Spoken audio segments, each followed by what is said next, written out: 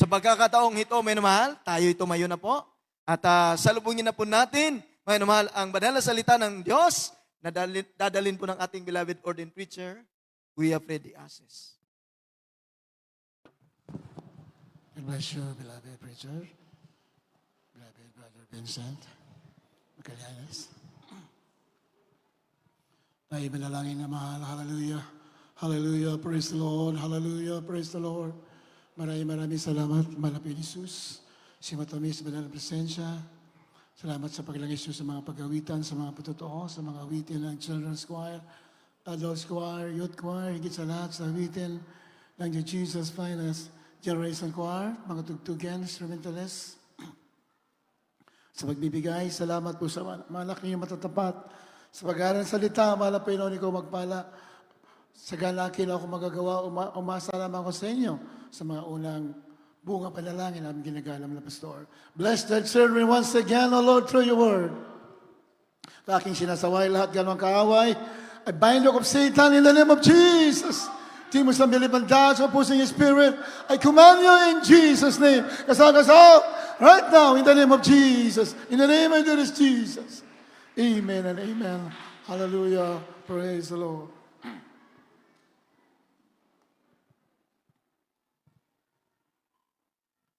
The highest praise, glory, and honor to our loving Savior, our Lord Jesus Christ. We remember and cherish the blessed preachings and teachings of our dearly beloved parents in the Lord. Greetings to the beloved Almeida family, beloved preachers, beloved brethren, and visitors. At binabato rin po, beloved in-laws, nating beloved Mr. Pauls, beloved Mama Esther and company. Welcome po once again. Sa ating mga webcast viewers at sa inyong lahat, ating mga ginigiliw na mga kapatiran, mga awit sa ating malapilon. Puri natin malapit. Kindly read the book of Job, chapter 1, verse 6 up to 12. Sa aklat ni Job, 1:6 hanggang 12. Isang araw nga nang ang mga anak ng Diyos ay magsiparoon na nagsiharap sa Panginoon, na si Satanas ay naparoon din naman na kasama nila. At sinabi ng Panginoon kay Satanas, "Saan ka nang galing?" Na magkagayoy sumagot si Satanas sa Panginoon at nagsabi, "Sa pagpaparoot parito sa lupa, at sa pagpamanhik manaog doon." At sinabi ng Panginoon kay Satanas, "Iyo bang pinansin ang aking lingkod na si Job? Sapagkat walang gaya niya sa lupa na sakdal at matuwid na lalaki na natatakot sa Diyos at humihiwalay sa kasamaan." Na magkagayoy sumagot si Satanas sa Panginoon at nagsabi, "Natatakot ba nang walang kabuluhan si Job sa Diyos? Hindi mo ba kinulong siya at ang kanyang sangbahayan at ang lahat niyang tinatangkilik? Sa bawat dako, iyong pinagpala ang gawa ng kanyang mga kamay at ang kanyang mga paghahari ay dumami sa lupain. Ngunit pagbuhatan mo siya ng iyong kamay ngayon at galawin mo ang lahat niyang tinatangkilik at itatakwil ka niya ng mukaan." At sinabi ng Panginoon kay Satanas, "Narito, lahat siyang tinatangkilik ay nasa iyong kapangyarihan. Siya lamang ang huwag mong pagbubuhatan ng iyong kamay." Sa gayoy lumabas si Satanas na mula sa harapan ng Panginoon. Amen. This is the continuation sa ating pag-aralan last week. Pass the test. So, nakita natin na ang mga anak ng Diyos, katulad natin, pinagmamalaki tayo ng ating mahal na Panginoon. Amen? Katulad sa binasa natin dyan. Now there was a day when the sons of God came to present themselves before the Lord, and Satan came also among them. Tinutukoy dyan mga sons of God, mga angels, mga anghel naman ng Panginoon. May panahon na nagre-report sila. They came to present themselves before the Lord. Nagre-report sila sa harapan ng Panginoon. Si Satanas sumama din. Kasi hindi pa siya nilagyan ng final final punishment, hindi pa binibigay, kaya nga nakakaakyat pa siya sa langit to accuse the Christians, sabi ng Biblia. Nakakarating pa sa doon, pero darating araw, Satan will be thrown into the lake of fire. That is the final decision for him. Pero for the meantime, mayroon pa siyang access. Pinintulutan pa sa umakyat malaog. Kasi nga, para subukin din tayo. Amen? Katulad na binasa natin, sila'y sumama sa 7, sabi doon, sabi diyan, and the Lord said unto Satan, sinabi ng Panginoon kay Satanas, saan ka nang galing?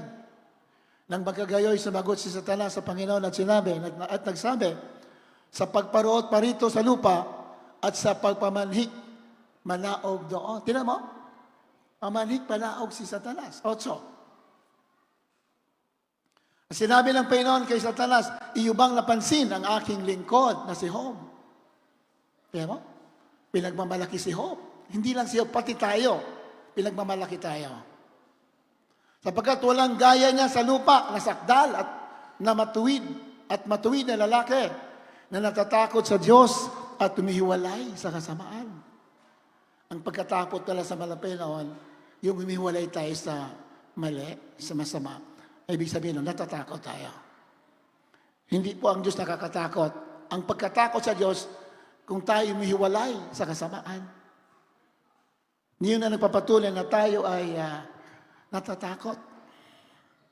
9. Nang magkagayoy, sumagot si Satanas sa Panginoon at ang sabi, natatakot ba nang walang kabuluhan si Job sa Diyos? Nagsimula na ang akusasyon.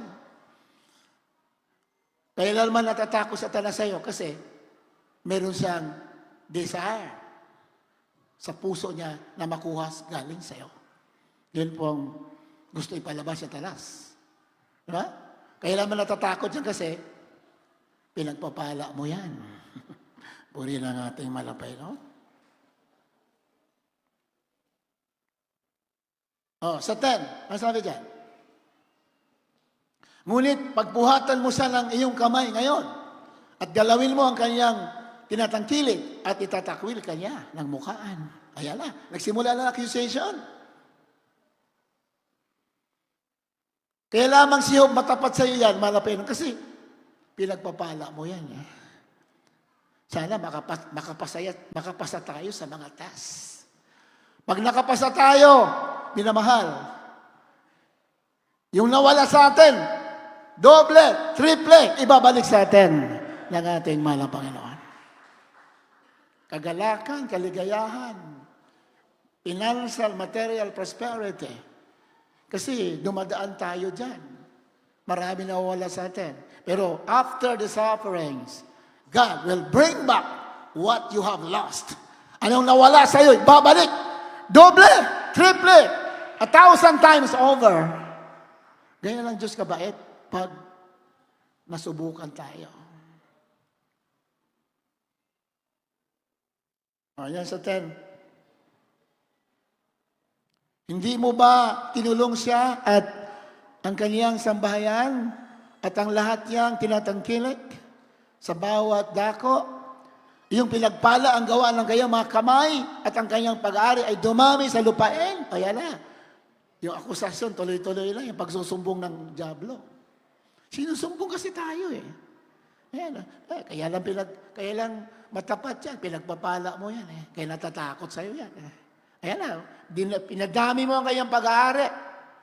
Pinagpala mo ang gawa ng kanyang mga kamay. 11.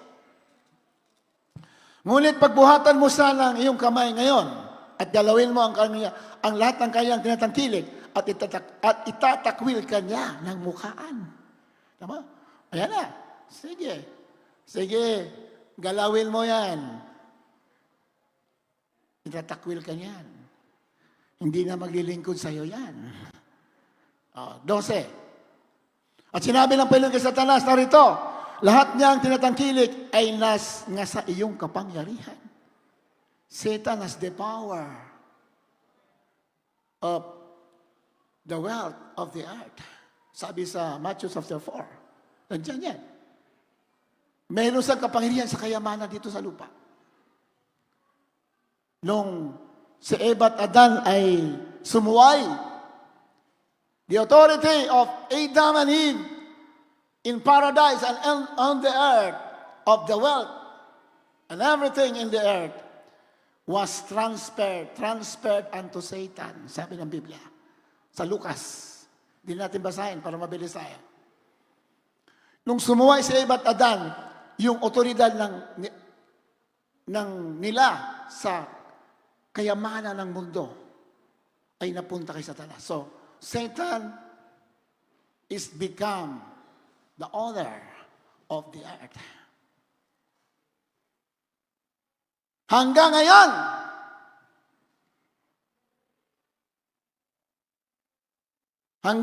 dinadaya tayo ng kaaway. Marami di ka alam. Ngayon, tapos na ang paghahari ng Diablo. Paghahari sa lupa. Yan ang katotohanan. Kailan naganap na naputol ang otoridad ng Diablo sa mundo?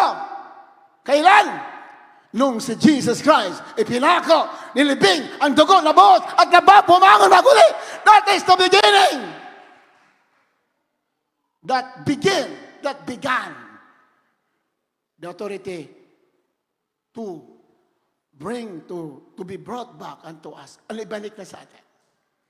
Ay balik sa atin ang kapangyarihan sa mundo. Noong ating manap sa Kristo ay namatay sa krus ng Kalbaryo. That happened 2,000 years ago. 2,000 taon na nakakalipas. Pero hanggang ngayon, marami pa rin di nakakaalam na binalik na pala sa atin. Kaya marami pa rin nabubuhay sa kahirapan, sa mga problema. That is deception of Satan. Daya yan. Dahil binalik na ang problema natin. Ayaw natin gamitin yung sandata na binigay ng Diyos sa atin. We have all the weapon to reclaim what is legally ours. Ano na sa atin? Binalik na. Lahat ng sandata binigay na. Pero ayaw natin gamitin. Gusto nyo malaman anong sandata mo? Gusto nyo malaman? Mamaya. Madalas na natin narinig yan. But most of the time, we are just ignoring the words of God. Di ba? Kaya dito, this is the first suffering of Job. Unang paghihirap na dinaanan niya. Yung kanyang mga ari-arian ay nawala.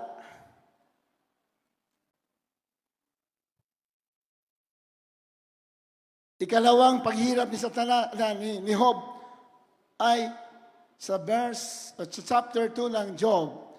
Chapter 2 verse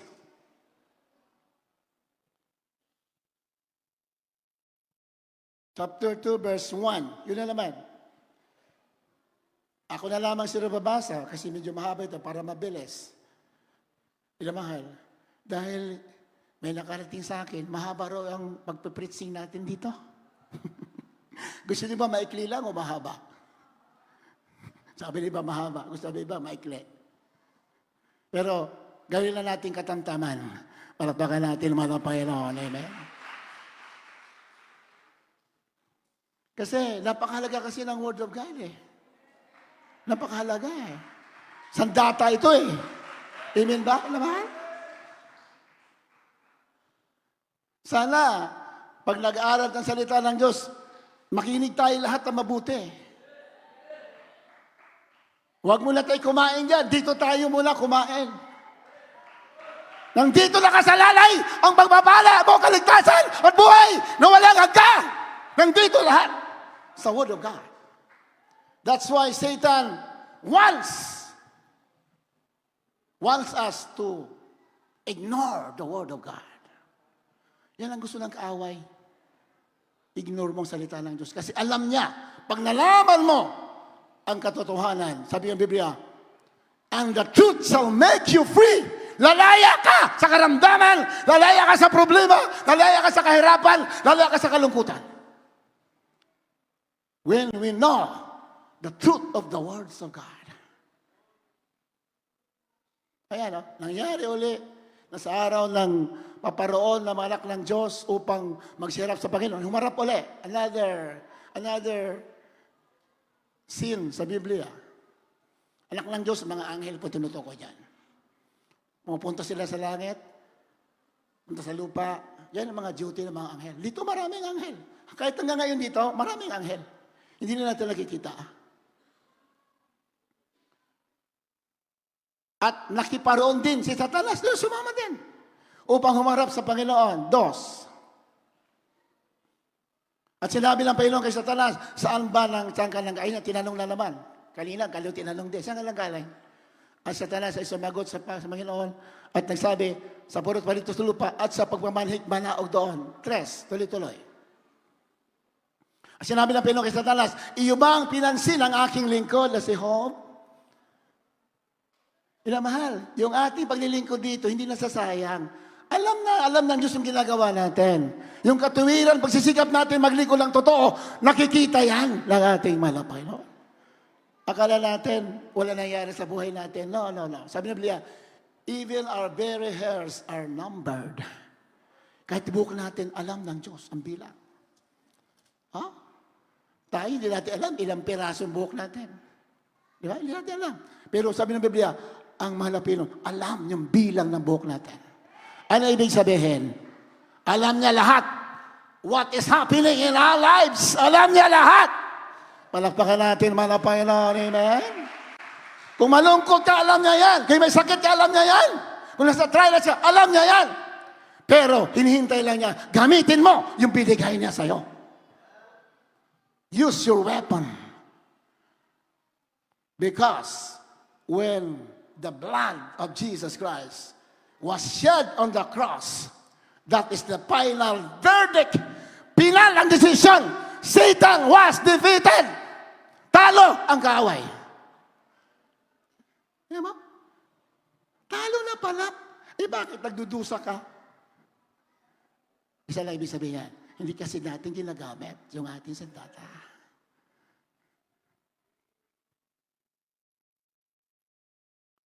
Sapagkat walang gaya na sa lupa, walang gaya niya sa lupa. Hindi basta-basta ito si Job. Matuwid talaga. Si Job ay umiiwas sa masama. Kaya pinagmamalaki siya ng Diyos. Kasi siya ay umiiwas sa masama. Natatakot talaga siya. Umiiwas siya. Kaya sabi niya, walang kagaya niya sa lupa. Sino mas matuwid? Si Job o tayo? Pareho lang. Palapakan natin, malapakan natin. Amen. Isa, hanga kayo kay Job, matuwid. Hindi niya alam. Tayo, matuwid din. Pareho din. Kasi, we have Jesus Christ in our hearts. Tinubos tayo ng dugo ni Kristo. Tayo matuwid sa harapan ng Diyos. Sabi ng Biblia, we are the righteousness of God in Christ. Pakibasa, pakihanap yun. We are the righteousness of God in Christ. Pag believer pa natin ng gospel, ang tingin sa atin ng Diyos, matuwid. Sabi ng iba, hindi yata ako matuwid eh. That is another deception of Satan. Another daya ng kaaway. Sabi ng Biblia, we are the righteousness of God in Christ. Yaong hindi nakakilala ng kasalanan ay kanyang inaring may sala dahil sa atin. Upang tayo maging kanya'y katuwiran sa Diyos. Sabi ng Biblia, we are the righteousness of God. Tayo rin matuwid because of our Lord Jesus Christ. Bakit? Inako ang ating kasalanan. Malapakan natin, malapakan. Inako. Hindi basta-basta ang pagpapala na sa atin. Hindi basta-basta. Yung nga lang, ang diablo kasi napakamandaraya. Tudyukan tayo ng pag-alinlangan, takot. Pero kung nalaman mo kung sino ka, walang diablo. Takbo agad dyan. Sabi ng Biblia, we are the righteousness of God in Christ. Matuwid pala tayo. Sa harapan ng Diyos, we are the righteousness. Tayo matuwid. Bakit? Because of our Lord Jesus Christ. Kasi nasa atin, when we believe the gospel, Jesus Christ become part of our life. Nalalahan na sa atin ang Diyos nung tayo naniwala sa gospel. So we became the righteousness of God in Christ. Hindi ka basta-basta, minamahal. Yung nga lang, huwag tayo maniniwala sa bulong ng kaaway. Yan ang trabaho niya. He wants to destroy you. Gawin kang mahina, malungkot, mahirap. Trabaho ng Diablo yan eh. Pero kung nalaman mo kung sino ka, gamit mo ang sandata mo, hindi ka buntot, ulo ka talaga, pinagpala ka talaga. Yan ang katotohanan. Tuloy natin.